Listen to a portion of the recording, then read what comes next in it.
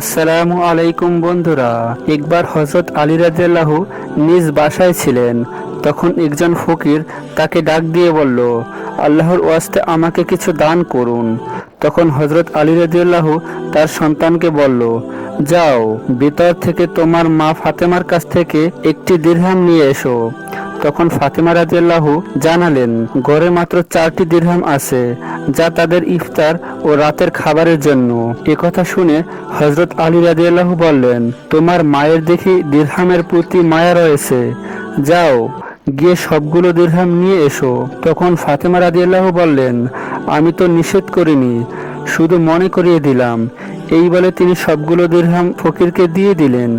এই ঘটনার পর একদিন হযরত জিবরাইল আলাইহিস সালাম মানবরূপে হযরত আলী রাদিয়াল্লাহু এর সাথে পথে দেখা করলেন। তার সাথে ছিল একটি জান্নাতি উট। তিনি হযরত আলী রাদিয়াল্লাহুকে বললেন, আমি আমার উটটি বিক্রি করব, তুমি কি কিনবে?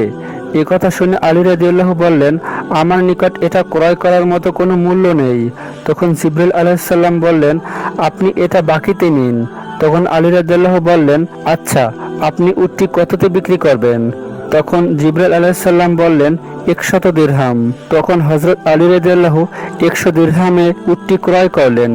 উটটি কিনে আলী রাদিয়াল্লাহু চলে গেলেন। এর কিছুক্ষণ পর হযরত মিকাইল আলাইহিস সালাম বেদুইন রূপে হযরত আলী রাদিয়াল্লাহু এর কাছে আসলেন এবং বললেন, তুমি কি উটটি আমার কাছে বিক্রি করবে?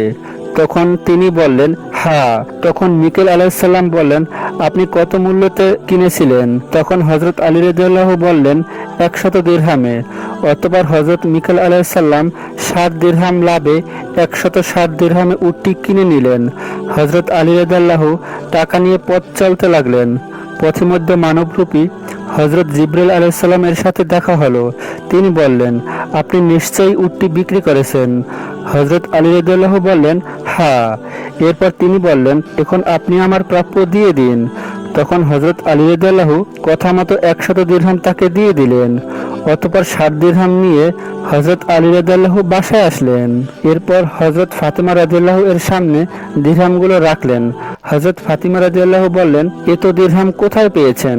তখন হযরত আলী রাদিয়াল্লাহু বললেন, আল্লাহর সাথে 6 দিরহাম নিয়ে ব্যবসা করেছি, তিনি আমাকে 60 দিরহাম দিয়েছেন। তারপর তিনি মহানবী সাল্লাল্লাহু আলাইহি সাল্লামের কাছে গেলেন, সমস্ত ঘটনা খুলে বললেন। মহানবী সাল্লাল্লাহু আলাইহি সাল্লাম বললেন, হে আলী, তুমি কি জানো সে বিক্রেতা ছিল হযরত জিবরাইল আলাইহিস সালাম আর ক্রেতা ছিলেন মিকাইল আলাইহিস সালাম? এরপর তিনি বললেন, হে আলী, আল্লাহ পাক তোমাকে এখন 3 রত্ন দান করেছেন, যা অন্য কাউকে দান করেননি। প্রথমত তোমার স্ত্রী, যে জান্নাতি রমণীদের সর্দারনী হবে। দ্বিতীয়ত তোমার পুত্রদ্বয়, যে জান্নাতি যুবক কুলের নেতা হবে। তৃতীয়ত তোমার শ্বশুর, যিনি নবীগণের সর্দার।